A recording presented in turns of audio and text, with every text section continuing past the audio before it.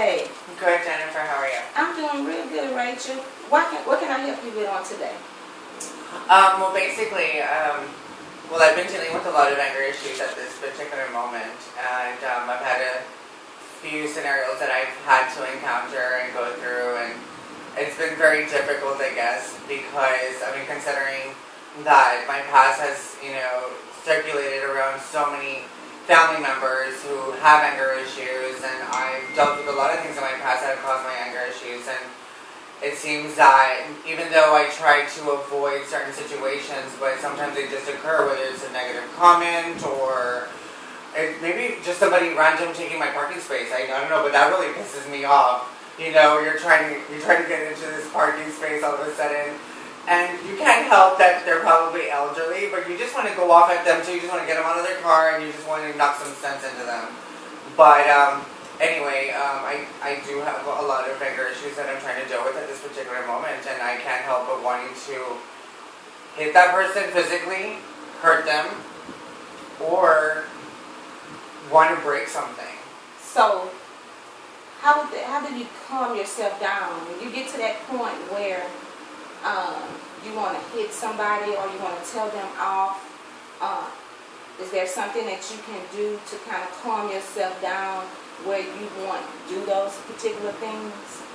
I think that at that particular moment, when I'm already at that level, because as you know, there's an anger ratio, a level, that people consider, your anger, whether you're at 2, whether at 5, and even though okay, when I'm getting to number 4, I need to calm down, but sometimes it's just so spontaneous. You can't really determine the level of anger that you're in because you're angry, and you don't have time to deal with it. I'll give you an example. I'm in lunch line, and I'm getting a plate of food, and somebody's making a derogatory comment because of what I'm eating or because of what I'm asking for. And sometimes people are just hungry, people are just in a hurry or whatever the case may be, but I'm in line. Like, it's my turn to ask for what I want. And somebody made a direct, upsetting comment. And I couldn't help it. Excuse me, did you have something to say to me? And then, you ain't got nothing to say to me. So then the disrespect just went, immediately. He said something, I reacted on it spontaneously, where I could have just said, okay, he's probably having a bad day, I'm just going to get my food, it's about me. But I didn't. I couldn't rationalize. So, you actually know what to do to not go off, but you choose to go off. To trigger it. So, with that being said, if you know what to do, why not do it? I think because my instinct was always react impulsively. So I'm still having to deal or work on thinking impulsively because I'm all up in your face and I want to fight, and whether I lose it or win it, I still did what I wanted to do. You understand? And so, but again, I know that after the aftermath, I'm like, I know I should have done this, I should have done that. I think of all the positive things that are going for me. I'm a broken person, whatever. But again, that moment, we were just calling each other all kinds of vulgar, upsetting words. We said so many bad things. And had I not calmed myself down, even though that I wanted to strike him, I didn't. And I don't know how I did it, but I know that it pissed me off to walk away. That pissed me off even more. I couldn't even eat, and everywhere I would look at him, I was just wanting to go to the table and just flip that table over, So your anger, because walking away was a good thing, that you did not try to strike this person, or even though you thought in your head to go over and flip the table, that was a good thing that you did not do that. But when you walked away, that was a real good thing. So walking away, if you had just took the time when the comments was made, if you would just breathe a little bit and took the time to really think about it, was it really that serious to just lash back? You couldn't have just avoided it or ignored what was said? Do you think you could have done that? I absolutely think that I could have done it because I do it now. Well, why because that was a definite learning experience only based on the fact that it could have caused me my freedom. I could have gotten arrested. Okay. You know, so am I thankful now? Yes. After that, has there been other scenarios? Of course. You know, but I think that when you're being called out, and when you're being called out in front of people that don't even know you, it just gets you, like, in your heart, you know what I mean? And you kind of just question, like, what did I do to this person? You know, then you seem to think, okay, well, I'm a real good person anyway. Yeah, I might have done bad things, but I think that I enabled my behavior, because I think if I'd done the bad things that I'm aware of, I think I did them because they deserved it. Okay, but if you didn't respond to that person, so I'm hearing that you probably was feeling that what the people would think about you.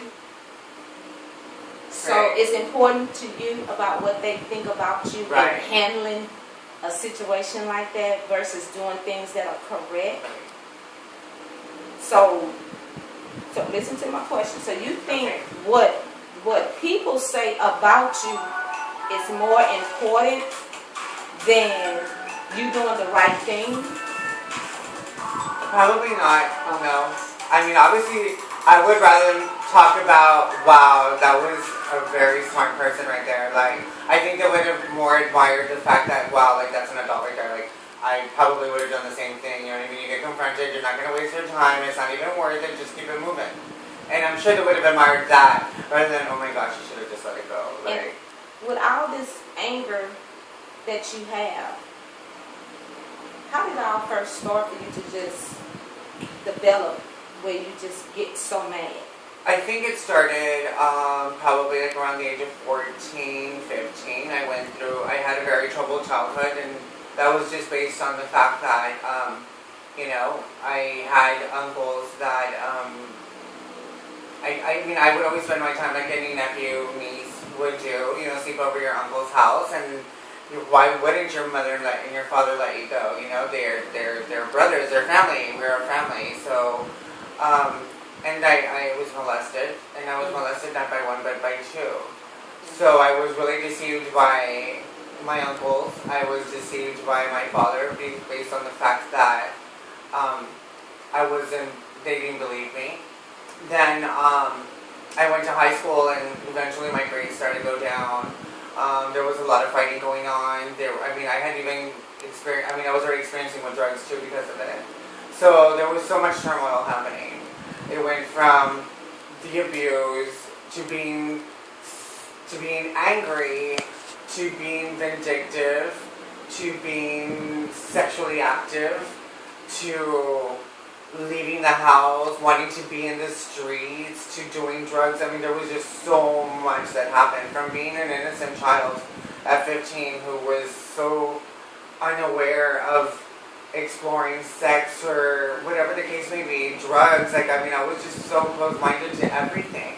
And somehow I developed to want to do nothing but bad. I wanted to know everything, and I did it within a matter of a year. So with the with your uncles, so did your uncles molest you, or okay, it was your uncles that molested you. Your father didn't believe you, and so with that all inside of you, you was feeling all by yourself, and nobody cared. Is that what you was feeling? Yes, I bottled it up for 6 years. And that caused you to have so much anger. It was a volcano. So you just erupt with these other behaviors of the drugs, of the grades going down, and you still was piling up with more anger because nobody was seeing this is a whole different Rachel right here. Where did she come from with this attitude? Where did she come with not doing her work, from doing her work to not doing her work? They just saw it as a teenager who was just going through a rebellious stage. They didn't think there's something that might have gone wrong. Maybe a boyfriend treated her bad. Maybe she was abused. Maybe somebody's picking on her at school. Maybe she did get like there was nothing that occurred to them. Not one thing. My dad was just a hardworking man.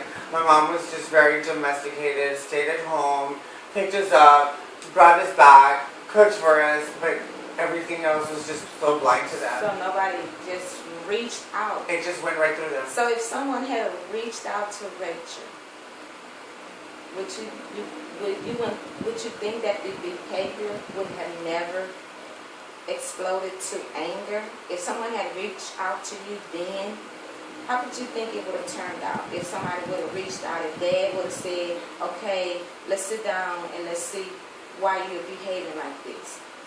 If they had reached out to you, how would you think that your behavior would have turned out to be? That's a question that I'm always asking myself to this very day, and it's funny because I still ask that. Because now that, me and my father just started talking, I always seem to tell him, had you stayed in my life, like I know that you would have had a very big part in my life and effect in the sense that I think I would have been able to deal with things better, because I felt like at that particular moment, the one man that I did need to shield me and guard me was the one that left me, the one that mattered the most. And I was just on a vengeance on, I couldn't love anybody. I couldn't love myself. I didn't love my mom. I didn't love my brothers and sisters. I didn't care what was happening to them. I went to the streets and I took advantage of every guy that came across my path.